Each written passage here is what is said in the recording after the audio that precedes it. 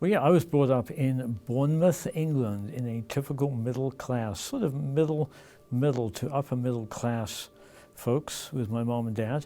My attitude about religion was the fact it was good for young kids to make them happy and for old folks because they were going to die. But I didn't need the Bible, I didn't need Jesus.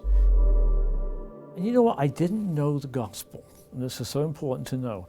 We always think that with Christian music and stores that sell books and Bibles, everybody knows the gospel. But I didn't. Well, I just thought the gospel was candles and singing and saints and all that stuff.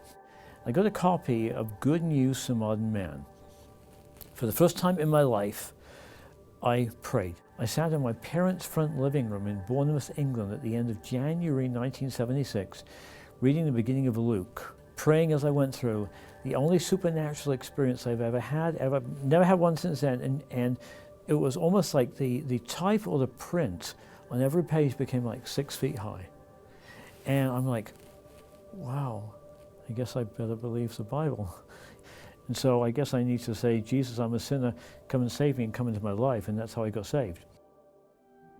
Over the next few months, I developed an increasing interest in all things God and all things Jesus and His Word. I'm thinking, I believe God's calling me to go to America and to be in full-time ministry.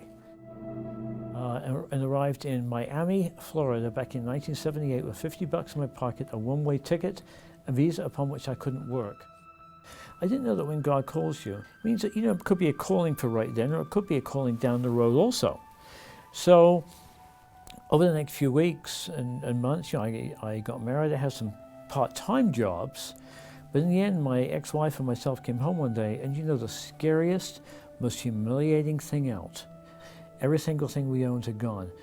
We both burst into tears. Everything was gone. I was humiliated, embarrassed. I didn't know what I should do, and it seemed every step I took forward, I got knocked 2 backwards. And things got worse and worse until some people close to Orlando told my ex-wife and kids, we'll take care of you and the kids. But that Jeremy Reynalds guy, he can do whatever homeless Englishmen do. So at the end of January 1982, I was on the border of New Mexico and Texas. And I had $12, $12 left on me in money. Opposite me was a motel with a light. So clean rooms, lights, whatever, TV, $14. And this is an issue that's faced by the homeless all around Albuquerque every day. You almost have enough money for a burger. You almost have enough money for a room. It's almost, or if I could, if I hadn't, if I could. People tell me all the time, oh, the homeless want to be homeless. Dude, not me. And I kept on thinking, I failed. And a voice inside me said, go back to England, you can make success there. The other voice said, no, I've called you over here. I did so many things wrong, but all I wanted was another chance. I had Jesus, and I screwed up real bad because it was all about me wanting to do what I wanted to do instead of saying, Jesus, what do you want me to do? My restoration towards coming out of homelessness came when I told the Lord, I said, Lord, I'm sorry for what I've done. I don't care if I'm ever in ministry again or not.